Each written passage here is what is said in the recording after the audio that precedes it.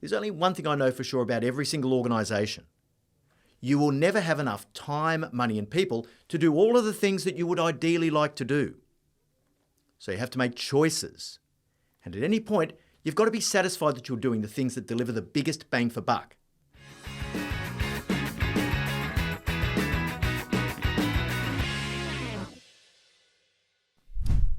Welcome to Moments with Marty, your short, sharp shot of leadership insight to help you to stay on track between our weekly episodes of the No Bullshit Leadership podcast.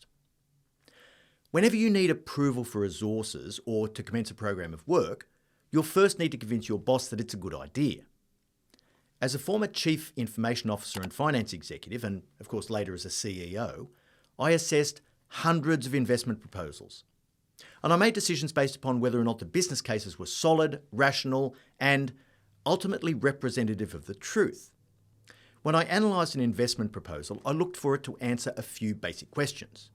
The first was, how much is this going to cost? The second was, what do I actually get for my money?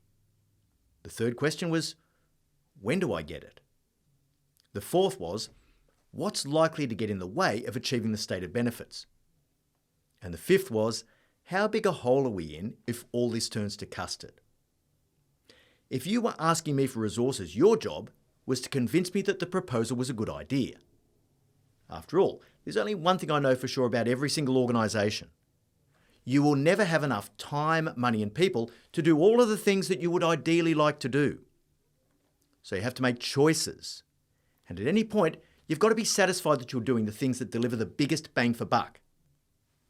Michael Porter, the father of modern strategy, said, "The essence of strategy is choosing what not to do." There is a relativity to any investment. What are my other choices for deploying these resources?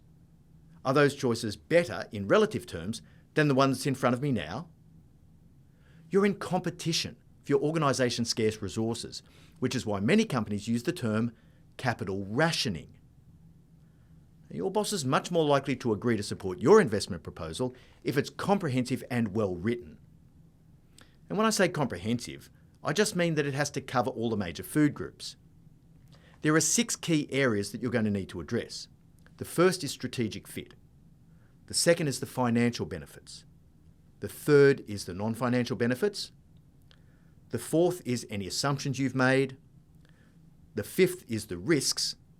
And finally, the sixth is any supporting and technical data that you have.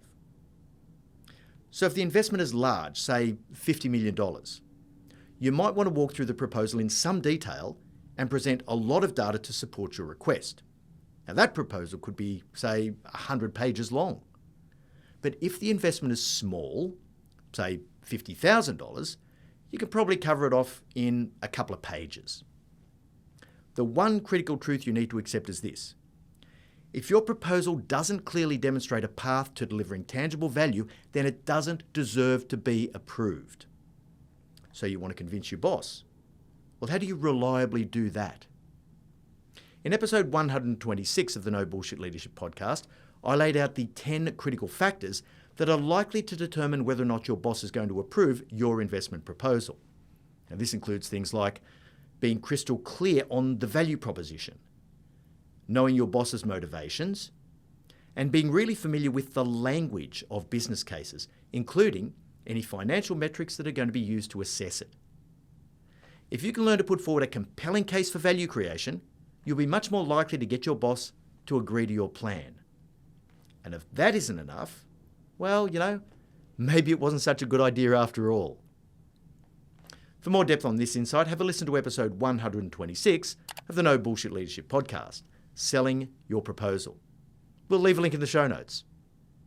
I really hope you enjoyed this moment and it gives you that extra little spark to be a no bullshit leader.